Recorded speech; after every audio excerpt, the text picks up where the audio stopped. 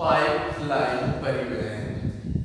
Pipeline परिवहन से पहले हमने पढ़ा है अभी तक स्थल भाग, स्थल परिवहन, और स्थल परिवहन के बाद में हमने पढ़ा जल परिवहन, और जल परिवहन के बाद में हमने पढ़ा वायु परिवहन। वायु परिवहन के बाद में परिवहन का एक और माध्यम है पाइपलाइन परिवहन, जो हाल ही में विकसित किया गया परिवहन है। यानी परिवहन का क्या है, एक नया साधन है। परिवहन का क्या है, नया साधन है। परिवहन का एक नया स्वरूप है ये पाइपलाइन परिवहन। परिवहन का एक नया स्वरूप है। तो परिवहन, पाइपलाइन परिवहन से किस प्रकार की वस्तुओं को इधर से उधर भेजा जाता है। तरल या लिक्विड अवस्था में जो पदार्थ होते हैं उन्हें, या गैसीय अवस्था वाले पदार्थों को एक स्थान से दूसरे स्थान पर भेजा जाता है। अबाधित रूप से हम उन्हें एक स्थान से दूसरे स्थान पर भेज सकते हैं। जैसे खनिज तेल, पेट्रोलियम, प्राकृतिक गैस, तरल व गैसीय पदार्थों के परिवहन में उपयोगी है। कौन है, पाइपलाइन परिवहन। यानी खनिज तेल, इनको हम क्या कर सकते हैं, पाइपलाइन से एक स्थान से दूसरे स्थान पर भेज सकते हैं। पेट्रोलियम, प्राकृतिक गैस। अब इसमें जैसे पेट्रोल है तो क्रूड ऑयल निकाला जाता है कुओं के माध्यम से। क्रूड ऑयल जो कच्चा ऑयल होता है वो मिलावटी होता है, तो उसे परिष्कृत करने के लिए परिष्कृत शालाओं में भेजा जाता है, जहाँ पर रिफाइनरियां होती है उन स्थानों पर भेजा जाता है, जहाँ से निकाला जाता है वहां से। फिर उसको जो परिष्कृत होता है उसको उपभोक्ता स्तर तक भेजा जाता है वहां से, जहाँ पर उसकी खपत होगी। जैसे पेट्रोल पंप।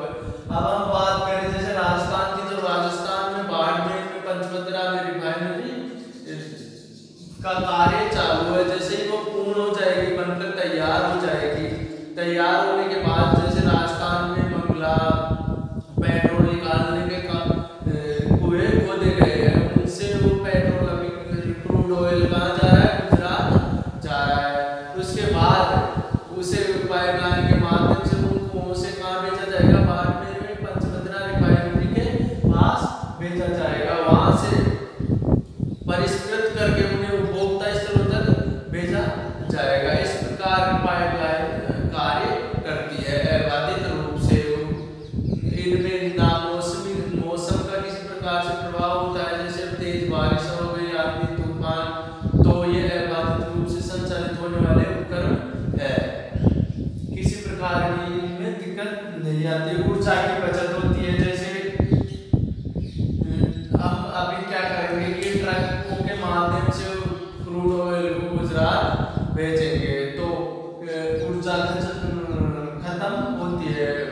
जैसे ट्रक है तो ट्रक किससे चलेगा, डीजल से, तो ऊर्जा खत्म होगी, उनकी खपत होगी। तो अगर पाइपलाइन के माध्यम से भेजेंगे तो उनके अनुपात में कम होगी। एक ही मशीन काफी अधिक मात्रा में क्रूड ऑयल को एक स्थान से दूसरे स्थान पर भेज देगी पाइपलाइन के माध्यम से। तो क्या होगी, ऊर्जा की बचत होगी, प्लस समय की बचत होगी। क्या होगी, समय की भी बचत होगी। यह अबाधित बगैर रुके हुए चलते रहेंगे। जैसे ट्रक है तो वह तो दूसरे ड्राइवर मानव ही चलाता है, मानव चलाने के आधार पर वह बीच में रुक भी सकता है। उसकी गति धीमी, ज्यादा, कुछ भी होती है, कुछ दिक्कत हो सकती है, तो उसमें समय अधिक या कम लग सकता है, पर इसमें समय की बचत होती है। इसमें निर्धारित समय ही लगेगा, प्रदूषण कम होगा। यानी ये गाड़ियां कम चलेगी तो क्या होगा, प्रदूषण भी कम होगा। समुद्र में भी पाइपलाइन बिछाई जा सकती है। जैसे समुद्र बीच में आ रहा है तो समुद्रों में भी क्या कर सकते हैं, पाइपलाइन बिछा सकते हैं। उनके माध्यम से एक स्थान से दूसरे स्थान पर ले जाया जा सकता है। जैसे भारत में मोहाली से क्रूड ऑयल निकाला जाता है तो यहाँ से पाइपलाइन बिछाई जा सकती है और वह एक स्थान से दूसरे स्थान पर भेजी जा सकती है रिफाइनरियों के पास। ये क्या कार्य करती है पाइपलाइन। उत्पादक क्षेत्रों से उपभोग क्षेत्रों तक अपनी सेवाएं उपलब्ध करवाती है, यानी जहाँ से उत्पादक यानी ये उत्पाद प्राप्त किए जाते हैं जैसे प्राकृतिक गैस, पेट्रोलियम, खनिज तेल, तो उन्हें उपभोग स्थल तक पहुंचाने का कार्य करती है पाइपलाइनों के द्वारा, ये कार्य होता है। अब जैसे हम देख सकते हैं कि भारत है, भारत में भी क्या है, बड़े बड़े शहरों में अब जो रसोई गैस LPG गैस है उसका क्या किया जा रहा है, घर घर पाइपलाइनों के माध्यम से पहुंचाया जा रहा है उनको। जैसे पानी आता है उस हिसाब से गैस आएगी। दूसरा जैसे बड़े बड़े देश हैं, ऑस्ट्रेलिया है, डेनमार्क है, कनाडा है, वहाँ पर जैसे दूध की बड़े बड़े फार्म है, वहाँ पर दूध को क्या किया जाता है, फैक्ट्रियों तक पहुँचाया जाता है डेयरी फार्मों के माध्यम से, पाइपलाइनों के माध्यम से दूध को भी पहुँचा दिया जाता है। तो वहाँ पर परिवहन का जो खर्चा होता है वह बचत होती है ऊर्जा की, और प्रदूषण कम होता है इनके माध्यम से। यानी जहाँ पर जैसी सुविधा उपलब्ध हो है, इसमें तरलीय और गैसीय पदार्थों को हम एक स्थान से दूसरे स्थान पर भेज सकते हैं, चाहे पानी हो, चाहे क्रूड ऑयल हो या गैस हो, किसी भी प्रकार का तरल या गैसीय पदार्थ हो, हम उसे एक स्थान से दूसरे स्थान पर पाइपों के माध्यम से भेज सकते हैं। तो इसी क्रम में आज हमारी पहली जो पाइपलाइन है वो है big inch pipeline. Big inch pipeline कहाँ पर है, अमेरिका में, संयुक्त राज्य अमेरिका USA में, USA। यह मैक्सिको की खाड़ी के तटीय, मैक्सिको की खाड़ी के तटीय कुओं से USA के उत्तर पूर्वी राज्यों तक जाती है। अब हम मानचित्र में देख सकते हैं मैक्सिको की खाड़ी कहाँ है, तो यहाँ से ये कहाँ जाएगी, उत्तर पूर्वी राज्यों तक जाती है, यानी इसके अंदर है ये। तो यहाँ मैक्सिको की खाड़ी है, उससे ये इस तरफ क्रूड ऑयल की सप्लाई करती है रिफाइनरियों में, और वहाँ पर परिशोधन होने के बाद उपभोक्ता स्थल तक पहुँचने का कार्य करता है। तो बिग इंच पाइपलाइन पूछी जाए तो कहाँ पर है, संयुक्त राज्य अमेरिका में। कहाँ से क्रूड ऑयल लेके कहाँ तक जाती है, मैक्सिको की खाड़ी से संयुक्त राज्य अमेरिका के उत्तर पूर्वी छोर पर यह सेवाएं उपलब्ध करवाती है। दूसरी है tape line, tape line pipeline, tape line pipeline. यह भी पारस की खाड़ी के कुओं से सीडान तक जाती है। पारस की खाड़ी कहाँ है, दुबई, ये रही पारस की खाड़ी। तो यहाँ से सीडान है, वहाँ तक ये अपनी सेवाएं उपलब्ध करवाती है, यानी पारस की खाड़ी यहाँ है, यहाँ पर कुएं खोदे गए हैं, यहाँ से ये यहाँ सीडान तक अपनी सेवाएं उपलब्ध करवाती है। कोमेकोन पाइपलाइन, तीसरी पाइपलाइन है कोमेकोन पाइपलाइन। कोमेकोन पाइपलाइन जो कहाँ है, रूस में है। यानी पहले रूस को क्या बोलते थे, संगठित रूप से जब विघटन नहीं हुआ था रूस का, उससे पहले उसे बोला जाता था सोवियत संघ। सोवियत संघ भूतपूर्व सोवियत संघ से यूरोपीय देशों तक जाती है ये। यानी पहले यहाँ पर यूरोप से काफी देश अलग हो चुके हैं। उस अलग होने से पहले रूस क्या था, सोवियत संघ के रूप में था। उनके विघटन के बाद में अलग अलग देश बन गए, तो उनसे कहाँ तक जाती थी, यूरोपीय देशों को जोड़ने का कार्य करती थी। ये यहाँ पे यूरोपीय देश इनको जोड़ने का कार्य करती है। ये कोमेकोन पाइपलाइन, बिग इंच पाइपलाइन हम देख सकते हैं कहाँ है, अमेरिका में। टेप लाइन कहाँ है, पारस की खाड़ी से ये लेके जाते हैं सीडान तक। कोमेकोन पाइपलाइन भूतपूर्व सोवियत संघ यानी यूरोपीय देशों से जोड़ती है। चौथे नंबर की पाइपलाइन है नारकटिया नुनमती बरौनी पाइपलाइन। यह पाइपलाइन एशिया की पहली पाइपलाइन है, अपने एशिया की पहली पाइपलाइन, एशिया की पहली पाइपलाइन है, या हम कह सकते हैं भारत की पहली पाइपलाइन है। एशिया की पहली है तो भारत की भी पहली पाइपलाइन होगी। यह नारकटिया असम से इसकी शुरुआत होती है और बरौनी बिहार तक ये पाइपलाइन बिछाई गई है। आपके किताब में इसकी लंबाई दे रखी है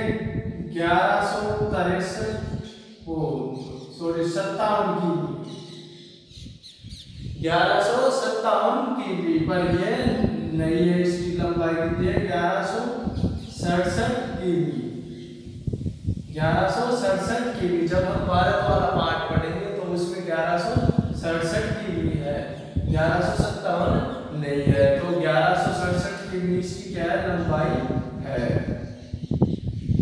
नारकटिया नुनमती बरौनी पाइपलाइन। पांचवी पाइपलाइन है अपनी हजारी विजयपुर जगदीशपुर पाइपलाइन, यानी HVJ पाइपलाइन। इसकी लंबाई कितनी है? 1750 किमी है। यह गुजरात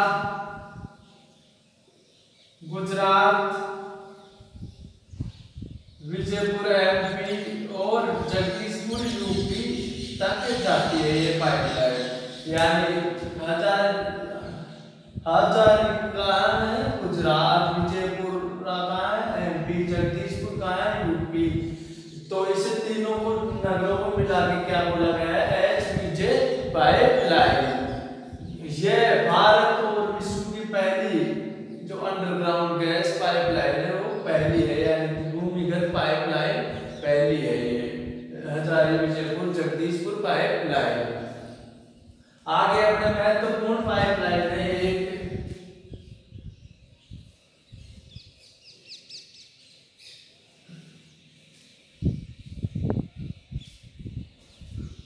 तापी पाइपलाइन, तापी परियोजना, जो क्या है? एक अंतरराष्ट्रीय परियोजना है।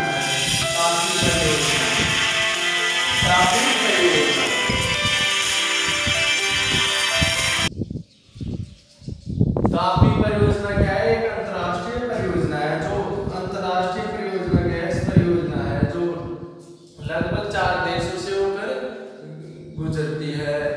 तो 4 देश कौन कौन से हैं? तुर्कमेनिस्तान, अफगानिस्तान, पाकिस्तान, भारत। यानी यह परियोजना यहाँ से भारत के पंजाब के पास से होते हुए पाकिस्तान से अफगानिस्तान से तुर्कमेनिस्तान तक, यहाँ तक ये पाइपलाइन बिछाई जा रही है।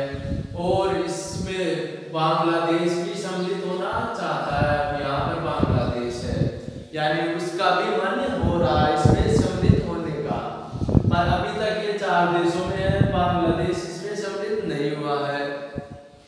तो ये क्या है? एक अंतरराष्ट्रीय परियोजना है, तापी परियोजना। तुर्कमेनिस्तान, अफगानिस्तान, पाकिस्तान और भारत, ऐसे ये परियोजना है।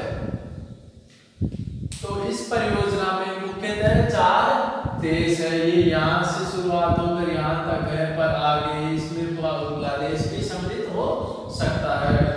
इस परियोजना में तुर्कमेनिस्तान, अफगानिस्तान, पाकिस्तान और इंडिया, भारत सम्मिलित है, यानी तापी परियोजना बोला गया है इसे TAPI।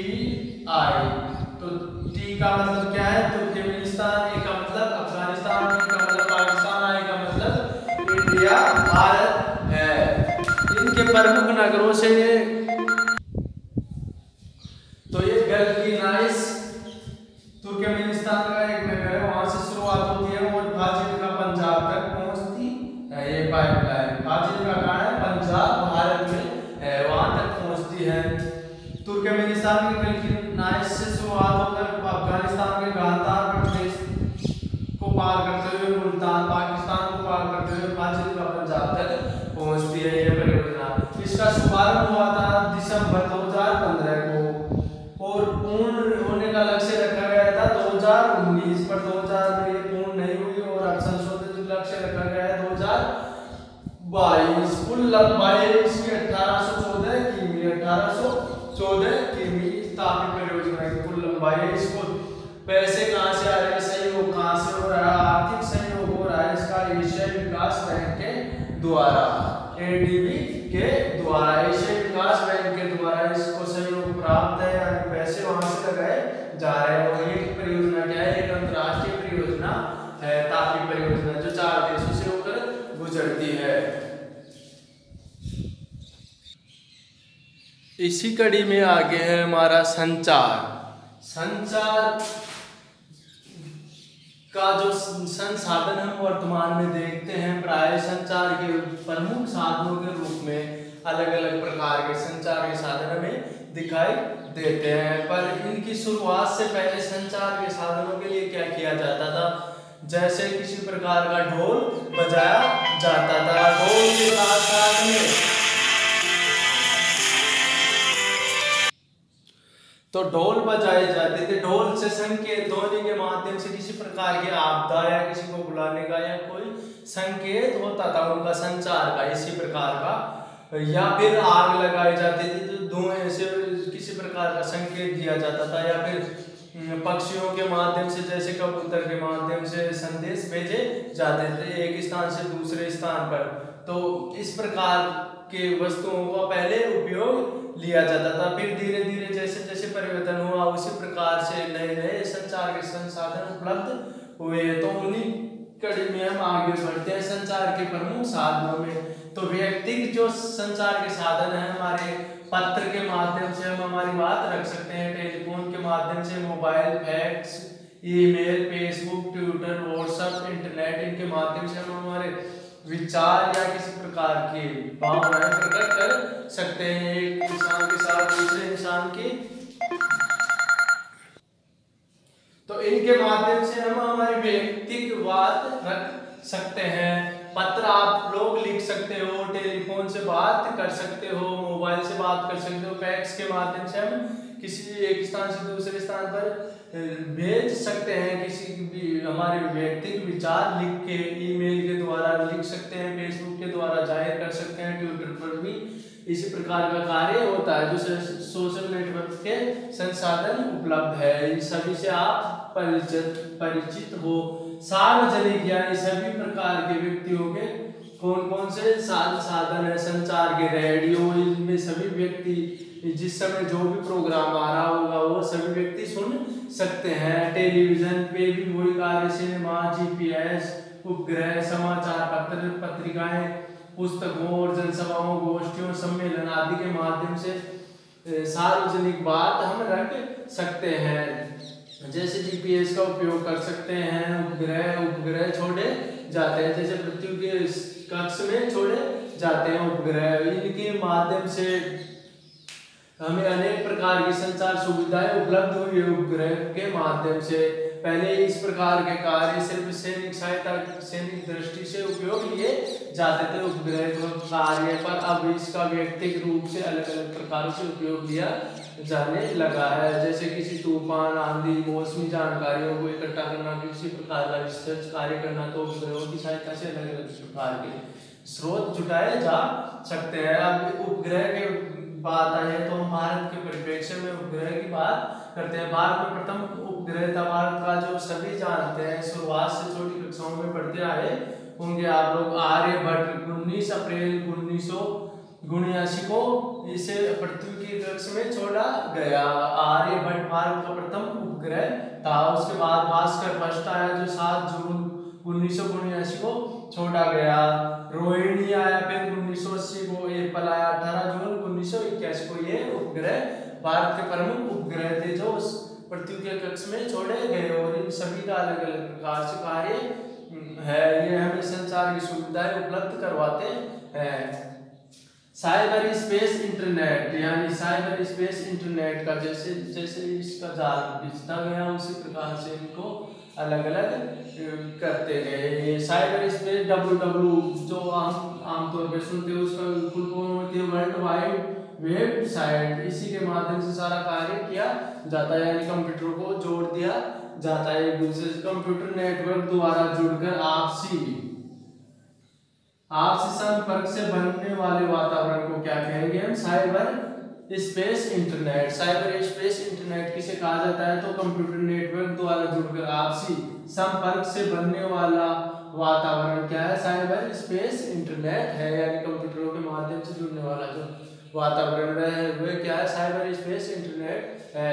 यह शब्द सर्वप्रथम 1990 में प्रचलित हुआ के दशक में प्रचलित हुआ, और जब इंटरनेट तेजी से बढ़ रहा था उस समय क्या हुआ, इंटरनेट तेज गति से बढ़ रहा था। जैसे हम इसको तथ्यों के रूप में देखें तो इंटरनेट का प्रयोग 1985 में 5 करोड़ लोग इसका प्रयोग करते थे, 2000 में 40 करोड़ लोग इसके प्रयोग करने लगे, 2005 में 100 करोड़ 1 अरब लोगों ने प्रयोग किया, 2016 में 363 करोड़ लोगों ने इसका प्रयोग किया।